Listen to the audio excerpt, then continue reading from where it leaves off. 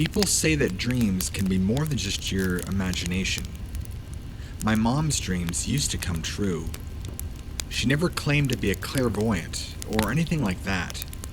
She didn't even believe in anything paranormal until we lived in a house with activity that even she couldn't deny. That's a different story for another time. One example of her crazy real-life dreams is she told me that Princess Diana was going to die in a black car. This was 2 weeks before the tragic morning in Paris. Another is when she wouldn't let me ride with a friend to a concert when I was a teenager. She just told me that she had a very scary dream and that she felt she needed me to drive myself. The friend that I was going to ride with was killed by a wrong-way drunk driver on the way to the concert. She and both of her passengers were killed. The last example I'll give you was that she told me that in a dream, she saw my death at our annual family reunion, where we always camped out in Georgia. She said that in her dream, I was missing, and they found me floating in the campground's pool.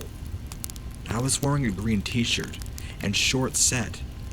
The shirt had a little dog on it. I was about 8 years old at the time. 4 months later, it was time to go to the reunion, and my grandmother gave me a green shirt and shorts set with a little dog on it for the trip. My mom freaked out. She refused to let me wear it, and we did not go that year. My dreams started when I was young. They don't happen often, only about twice in my whole adult life. When I was little, I used to dream about all kinds of things like wild kids do, often having Native Americans in them for some reason. I would dream random things, like if I didn't obey my mom and go to bed on time, they would come inside and run all over the house and scare me. They never hurt me in my dreams, but they would scare me if I disobeyed. Looking back, it's kind of comical now. I had a dream that reoccurred every year around New Year's Eve, until I hit puberty. They didn't start until we moved into the house that I grew up in.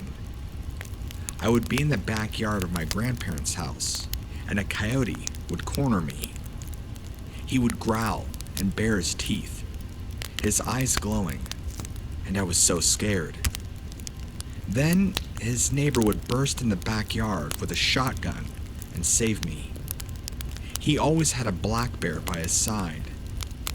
I had many other dreams where I was in danger by a coyote and a black bear would save me. Our backyard was an open field that led to the woods. We lived on a dead-end street. On the end of the street was another open field and woods. I would always sneak out of the house and sit at the edge of the field in the early morning hours. It was peaceful, and I was never scared. So many times I'd be sitting there, and fog would just come in. Thick fog.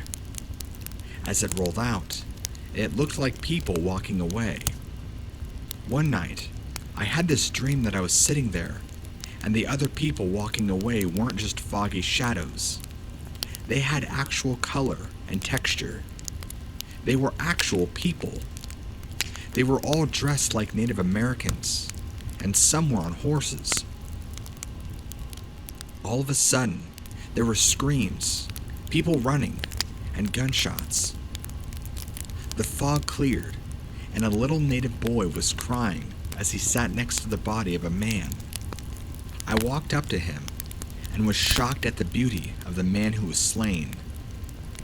I had this dream several times after, and like clockwork, woke up when I looked at the man.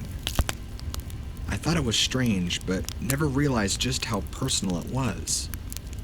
When I was about 15, I was sitting at the edge of the field, and the fog came in and left like always.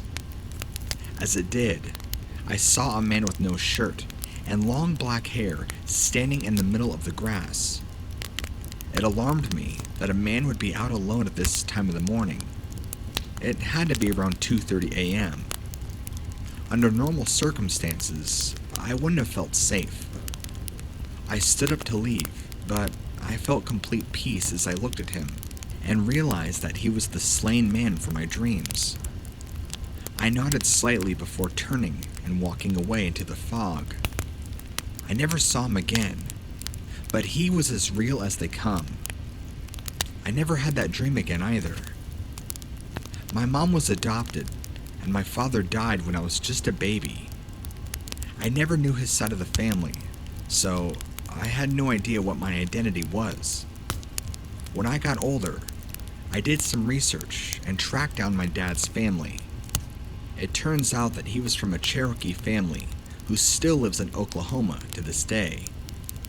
Their people apparently mixed with some other tribe that were forced to leave the area of Florida that I live in. Could it be that the spirit of this man still roams where he fell, protecting his people, and he knew that I was a distant relative? That might be stretching it, but it is possible.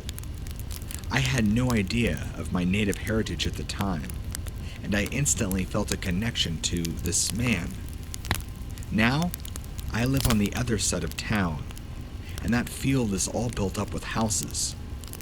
I may never see my great-grandfather many times over, as my mother called him again, but I'll always be grateful for the experience and that he led me to a connection with my father's family.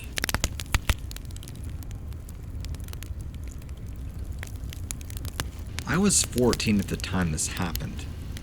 Me and my friend, who I will call Robert for privacy, would always hang out and sometimes stay out late to hang out under a bridge in our village, just to talk and smoke. Well, he would be, but he was obviously doing it in secret, seeing as he was only 15. After a few hours, I realized it was pretty late, about 10 to 11 p.m., so I said I was going home before my parents got home from work. He offered to walk me back, but I declined, seeing as it took him 30 minutes to get home from the bridge, but only 10 for me. He demanded that I messaged him as soon as I was home, just to make sure I was safe, and we parted ways. En route home, I have to pass the village cemetery, which never bothered me, considering I passed it many times before this. However, this time was different. Just after I passed the cemetery, something told me to turn around. The hairs on the back of my neck shot up on end, and I felt extremely cold and anxious. Slowly and cautiously, I turned, and I'll never forget what I saw. Under a lit streetlight, I saw a dark figure. A male figure standing at maybe 6+ foot in a long trench coat and a cowboy hat, just looking up at the light. I'm pretty much frozen to the spot by this point, crapping bricks. But then, he suddenly turns and looks dead at me. My heart stopped, but then something inside said, "Don't just stand there, run."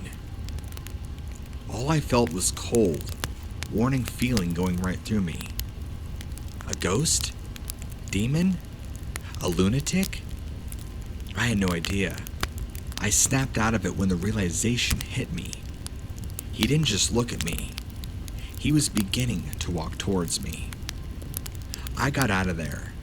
I never looked back, never slowed down. Despite me having severe asthma, I booked it as fast as my little legs could carry me before bolting through my front door, locking the doors, bolting the windows shut tight, and grabbing the biggest kitchen knife we had before running to my bedroom to call Robert. I'm by this point in tears and having an asthma attack and a panic attack all at the same time. When my parents come home, they noticed I was white as a sheet and shaking. I never told them, and they just narrowed it down to scary movies, as I had a habit of watching them alone. I'm now 23, and to this day, I still have nightmares about what happened that night. What was it? A spirit from the grave admiring the light? A creepy man wandering the village looking for victims to do only God knows what? or a demonic presence looking to possess the living, or was in fact a shadow man. I guess I'll never know, and I hope I never do. So to the creepy dude, ghost, demon thing under the light, let's never meet again.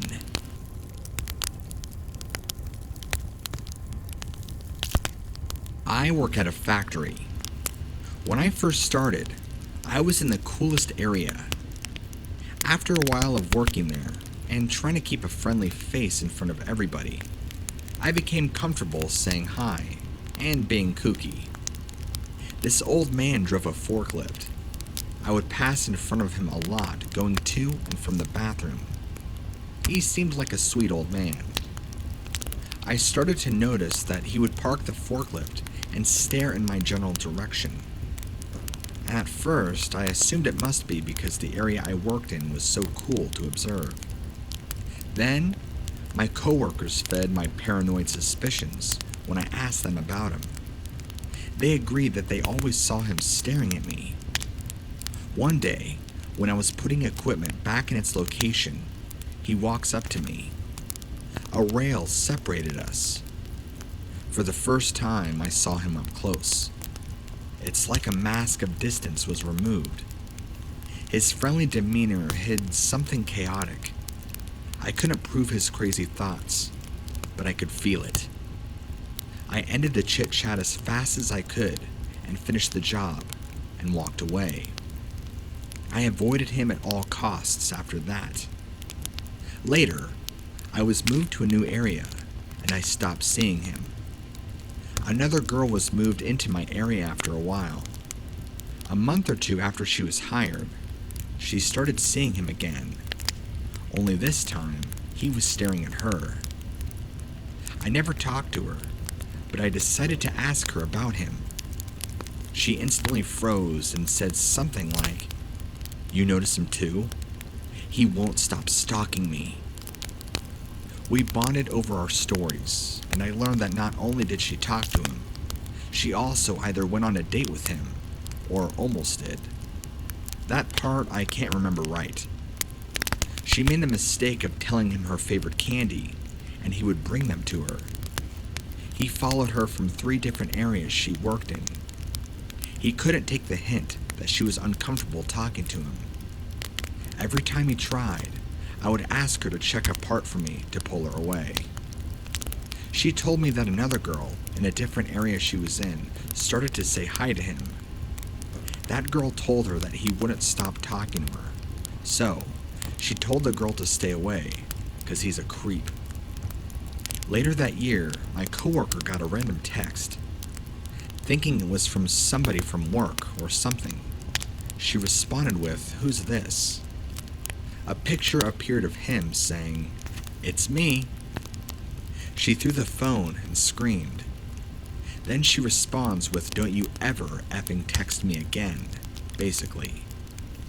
He still walks by and looks in her direction as he passes. So, I got moved to an area in the front. He works in the office now, so I would see him walk by for a cigarette break. The first day after I work, I was standing outside waiting for my ride. He caught me off guard. Right in front of me, he turned and said, "Bye," with a smile. All I can think to do was look past him, like I didn't see him obviously 2 feet away from me. After that, I haven't had him try to tell me anything. Any girl I work with, I make sure to let them know that the wrinkly guy in the khaki pants will stalk you if you tell him hi. It's weird how that's all it takes for some guys to become obsessed.